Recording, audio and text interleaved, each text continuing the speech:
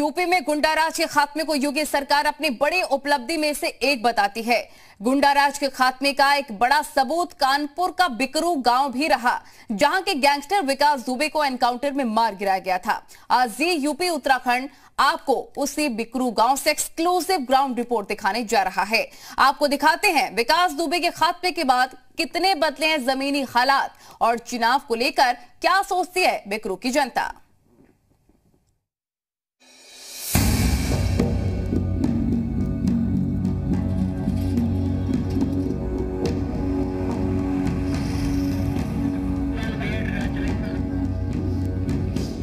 कानपुर का गांव बिकरू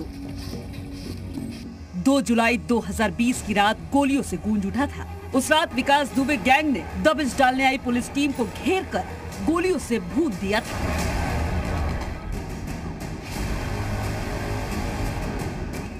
इस नरसंहार में डिप्टी एसपी समेत 8 पुलिसकर्मियों की मौत हो गई थी। विकास दुबे 10 जुलाई को उज्जैन से गिरफ्तार किया गया था। कानपुर लाते वक्त विकास दुबे को एनकाउंटर में मार गिराया गया था।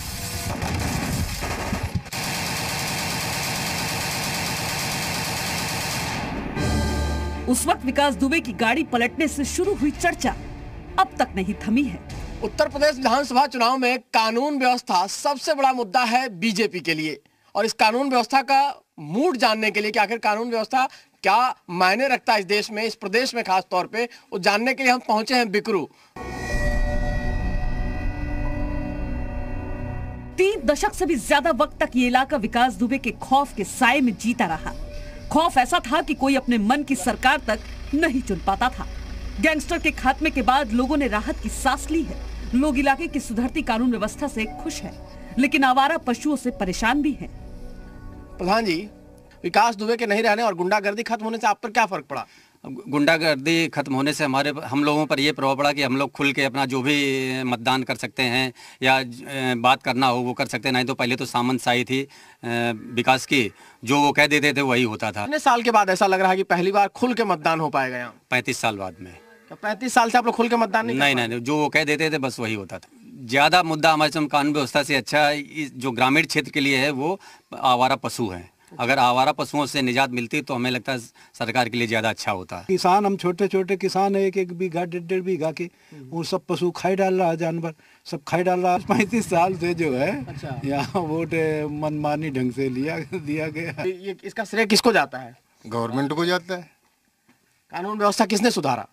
योगी आदित्यनाथ जी ने। आपको लगता है कि कानून व्यवस्था के मुद्दे पर अगर चुनाव लड़ रहे हैं तो उनको फायदा होगा? होगा। क्या डर होता था पहले आपको? वहाँ से वोटिंग पड़नी है तो फरमान वहीं से आ जाता था, फला कैंडिडेट को वोट देना है, वहीं सब लोग जाते थे लगभग। और यही होता था, जो भी प्रतिनिधि चुने गए वो सब वहीं तक आए, जनता से कोई मतलब नहीं।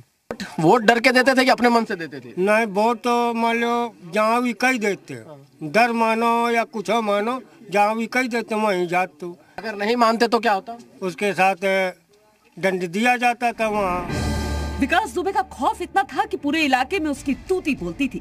विकास दुबे अपने घर के बाहर से ही दरबार सजाता था, जहां वो फैसले सुनाया करता था। पुलिस कर्मियों के नरसंहार के बाद गैंगस्टर विकास दुबे की काली कमाई से बने आशियाने पर प्रशासन का बुलडोजर चला और अब ये खंडहर में तब्दील हो चुका है। अपराधियों के खिलाफ यूपी सरकार और योगी सरकार की कार्रवाई का जीता जागता उदाहरण है बिकरू गांव में विकास दुबे का ये घर। देखिए, आप पूरी तरह दिखाना चाहेंगे, इसको नस्तनाबूद कर दिया गया, मतलब समूल नष्ट। अगर अपराधी पता चल जाए और अपराधी के खिलाफ कार्रवाई करनी है तो इस तरह से कार्रवाई कि कोई हिम्मत न कर पाए आगे से अपराध करने का। और क्या क्या होता था इस जगह पे, लोग के रूह कांप जाएंगे अगर आप पता करेंगे और सुनेंगे कि इस जगह पे किस तरह से चीजें होती थी और किस तरह से न्यायालय चलता था। ये न्यायालय था, यही घर था जहां न्याय किया जाता था। विकास दुबे की तरफ से जो न्याय किया जाता था, यहाँ न्यायालय लगता था, एक तरह से कहा जाए यही कोर्ट कचहरी होती थी। बाहर कहीं नहीं जाते थे लोग, यहाँ विधायक और मंत्री भी आते थे। हमारे साथ गाँव के ही एक शख्स है, इनसे बात करेंगे। आप तो प्रधानपति हैं, क्या होता था इस जगह पे भाई? इसी जगह पर जो भी किसी को अगर तकलीफ होती थी, किसी से कुछ लड़ाई झगड़ा हो गया तो लोग पंडित जी के नाम से मशहूर थे विकास जी, इनके यहाँ आते थे और जो उनको पंडित जी को उचित लगता था, जिसको क्या दंड देना है वो यही नीम के पेड़ और ये है, किसी किसी को इसमें उल्टा लटका के भी, जी इस नीम के पेड़ पर उल्टा लटका के और अपने जो उनके गुर्गे होते थे उनसे डंडों से या लाठी से पिटाई होती थी। और यहाँ पर सरकार के जो भी मंत्री विधायक ये सब लोग यहाँ पर उनसे आते थे, बहस करते थे या जो भी उनको आवश्यकता होती थी चुनाव के समय या कुछ भी मदद लेते थे। विकास दुबे के पड़ोसियों के मुताबिक अगर उसे पहले ही संरक्षण न मिलता तो वो इतना बड़ा अपराधी ना बनता। मुद्दा बना बीच में कि पंडित लोग बड़े नाराज हैं विकास दुबे के एनकाउंटर होने से। आप लोगों को लगता है कि विकास दुबे अपराधी था या पंडित था? नहीं, अपराधी की तो बात जहाँ तक है तो अपराधी ये सब जो करवाती है वो पुलिस और नेता। अगर मान लीजिए इन्फेक्ट करिए जैसे हमने अपराध किया और हमको अगर दबाना है तो पुलिस अगर पहली बार पकड़े गए तो इतना प्रेशर कर दे कि हमारी दोबारा अपराध करने की हिम्मत ना पड़े। अगर उसको छोड़ दिया गया तो उसका मनोबल बढ़ता चला जाता है। ऐसे धीरे धीरे वो बहुत बड़ा अपराधी बन जाता है। कानून का राज कायम होने के बाद आज बिकरू की तस्वीर बदल रही है। पंचायत भवन में लटके विकास दुबे के ताले को तोड़ दिए गए हैं और रंग रोगन का काम किया जा रहा है।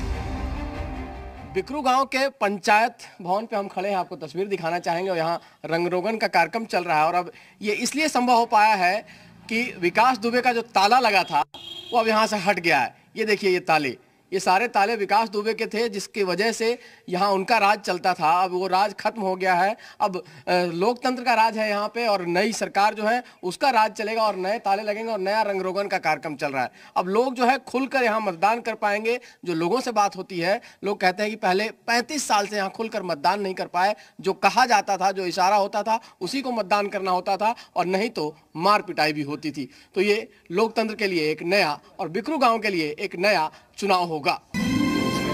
प्रशासन की तख्ती के बाद आज बिकरू के लोग पुरानी कड़वी यादों को भूलने की कोशिश में लगे हैं। गैंगस्टर का खौफ खत्म हो गया है और 35 साल बाद अपनी मर्जी की सरकार चुनने के लिए तैयार हैं। बिकरू गांव से विकास दुबे के अंत के साथ ही लोकतंत्र की बहाली हो गई है। लोगों को इस बात की खुशी है कि 35 साल के बाद ही सही वो अपने मताधिकार का इस्तेमाल खुलकर कर पाएंगे। कैमरामैन कुलदीप शर्मा के साथ रवि त्रिपाठी, जी मीडिया, बिकरू गांव, कानपुर, उत्तर प्रदेश।